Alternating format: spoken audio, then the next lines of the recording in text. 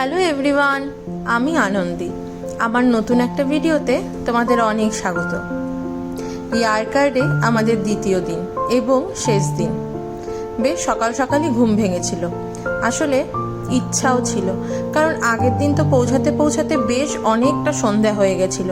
তাই আসার পরেই দেখেছিলাম কিরমভাবে সন্ধে নামে, তাই সেদিনকে দেখার ইচ্ছা হয়েছিল কিভাবে ভোর হয়। হ্যাঁ, তবে ভোরটা দেখিনি, ওই আর কি। বেশ তাড়াতাড়ি উঠেই প্রথমেই বাইরে বেরিয়ে এলাম, বাইরের আকাশটার পরিবেশটা দেখার জন্য। দেখে যেন মন আর চোখ দুটোই জুড়িয়ে গেল। আমরা প্ল্যান করেই রেখেছিলাম যে বেশ সকাল সকাল বেরিয়ে যাব, কারণ গত দিনের অভিজ্ঞতা আমাদের খুব একটা ভালো ছিল না, আসতে অনেকটা সময় লেগে গেছিল। তাই ভেবেছিলাম যে তাড়াতাড়ি বেরিয়ে পড়তে হবে, যাতে ওই ট্রাফিকটা আমরা না পাই, কারণ পরের দিন থেকেই জন এবং তার ছেলে দুজনেরই স্কুল আর অফিস শুরু হয়ে যাওয়ার কথা। আমাদের এই হোটেলে কমপ্লিমেন্টারি ব্রেকফাস্টও ছিল, সেই জন্য সকাল সকাল স্নান টান করেই আমরা ডাইনিং রুমে চলে গেছিলাম। প্রচুর রকমের ব্রেকফাস্ট সাজানো ছিল, তবে বেশিরভাগটাই সাউথ ইন্ডিয়ান। তবে সাউথ ইন্ডিয়ান ব্রেকফাস্ট এখন বেশ একটা অভ্যাসই হয়ে গেছে।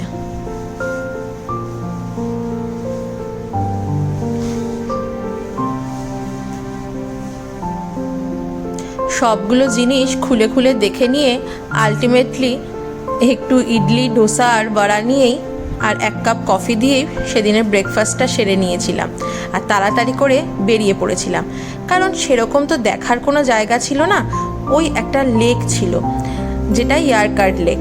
ওটা আমাদের হোটেল থেকে বেশি দূর ছিল না, জাস্ট আমাদের প্ল্যান ছিল যে ওই লেকটা দেখেই আমরা সোজা একদম ব্যাঙ্গালোরের উদ্দেশ্যে রওনা দেব, যাতে সন্ধ্যের মধ্যে আমরা বাড়ি ফিরে যেতে পারি।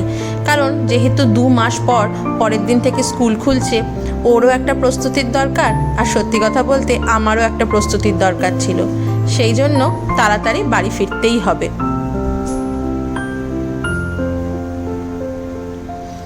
ব্যাস, ব্রেকফাস্ট সেরে লাগেজ আবার গাড়িতে প্যাক করে আমরা চললাম নিজেদের বাড়ির উদ্দেশ্যে।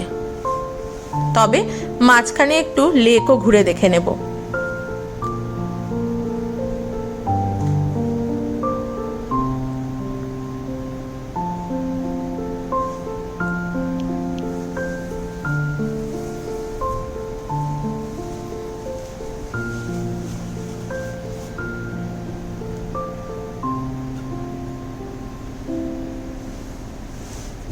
আমাদের হোটেল থেকে বেরিয়ে রাস্তাটা বেশ উপরের দিকে উঠে যাওয়া ছিল। হোটেলটা আসলে পাহাড়ের মাঝখানে একটু নিচের দিকে একটা ভ্যালিতে করা ছিল, সেই জন্য বেশ রাস্তাটা উপরে উঠে যাচ্ছে। তোমরা হয়তো দেখেই বুঝতে পারছো।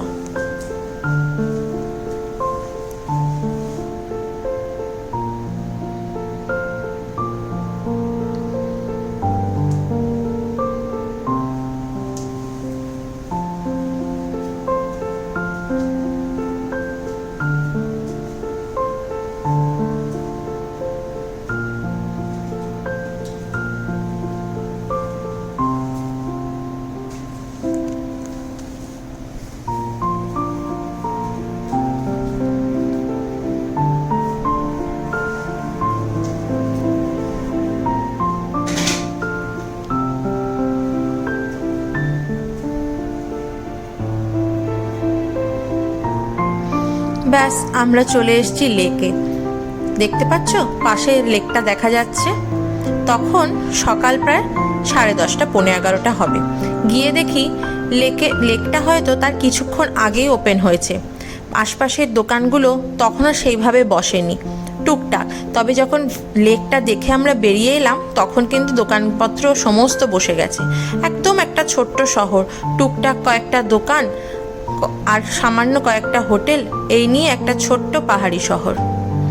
এই হলো ইয়ারকার্ড লেকের এন্ট্রি।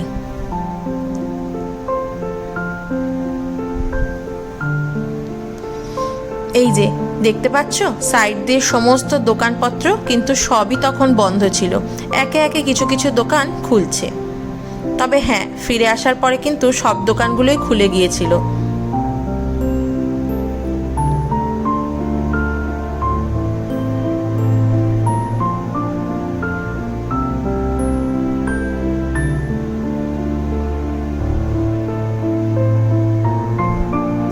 লেকে ঢুকতে একটা সামান্য এন্ট্রি ফি ছিল, 10 টাকা করে পার হেড।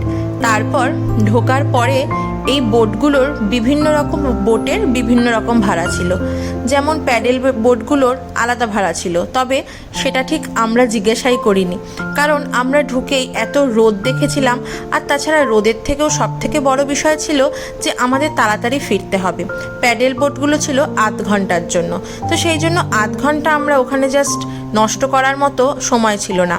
কারণ আমরা আগের দিনের অভিজ্ঞতা যেহেতু খারাপ ছিল, সেই জন্য ভেবেছিলাম যত তাড়াতাড়ি সম্ভব যেন আমরা শহরে ফিরে আসতে পারি। সেই জন্য আমরা একসাথে যে বড় স্পিড বোটগুলো থাকে সেইগুলোই ভাড়া করেছিলাম। সেটা নিয়েছিল 700 টাকা। 700 টাকায় 15 মিনিট পুরো লেকটা কোনায় কোনায় ঘুরিয়ে দেখাবে। ব্যাস ওইটুকুই যথেষ্ট আমাদের জন্য। সেই জন্য জন গাড়ি পার্ক করতে করতেই বাবা গিয়ে তাড়াতাড়ি করে টিকিটগুলো কেটে নিয়েছিল। আর সেই ফাঁকে আমার ছেলে আবার দোলনা চড়তেও কিন্তু ছাড়েনি, সে তার দিয়াকে নিয়ে চলে গেছে নিজের এন্টারটেনমেন্টের জন্য।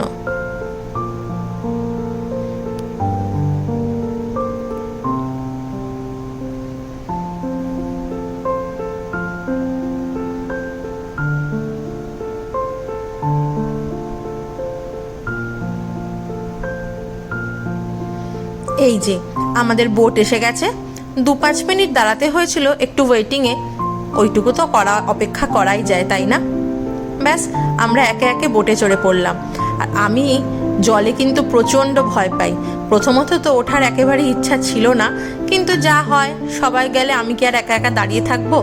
তাই সবার আগে গিয়ে সবার সামনে বসে পড়েছিলাম। এই বসাটার কিন্তু দুটো কারণও ছিল। এক তো ভেবেছিলাম যে আমি একটু ক্যামেরায় সব কিছু রেকর্ড করব, সেটা তো একটা মূল কারণ। দ্বিতীয়ত বেশ ভয় পাই, সেই জন্য সবার আগে লাইফ জ্যাকেটটা পরে বসে পড়েছি। ব্যাস আমাদের বোট যাত্রা শুরু।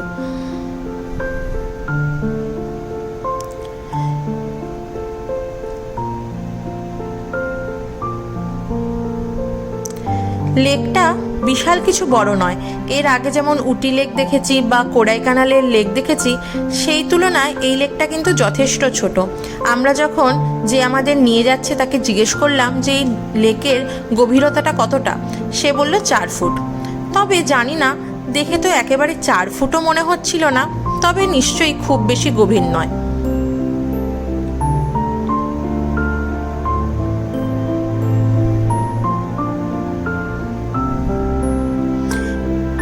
খুব সুন্দর ওয়েদার পেয়েছিলাম আমরা।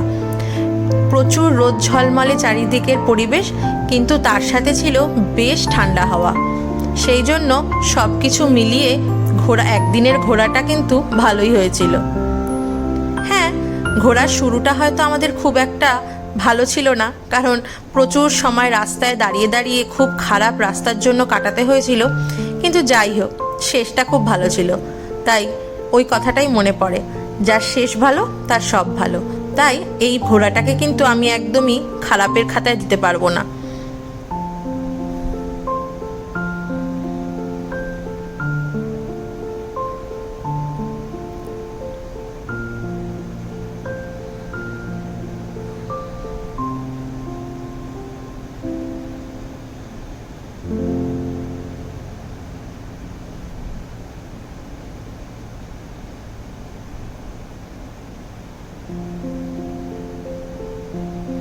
ব্যাস 15 মিনিটের ঘোরা প্রায় শেষের পথে। ব্যাস আমরা আবার গাড়িতে উঠে চললাম নিজেদের উদ্দেশ্যে, মানে নিজেদের বাড়ির উদ্দেশ্যে। আর ছোট্ট পাহাড়ি শহরটাকে এইবারের মতো বাই করে দিলাম। হ্যাঁ, এইবারের মতোই বলছি, কারণ জানি না আর আসা হবে কিনা। হয়তো আসা হবে, সেটা পরের ব্যাপার। চলো, আজকে ভিডিওটা আমি এখানেই শেষ করছি।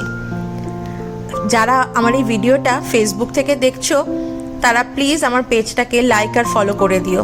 আর যারা ইউটিউব থেকে দেখছো, তারা কিন্তু সাবস্ক্রাইব করতে ভুলো না। আর কেমন লাগলো কমেন্টে জানিও, ভালো লাগলে একটা লাইক করো। আজকের মতো টাটা।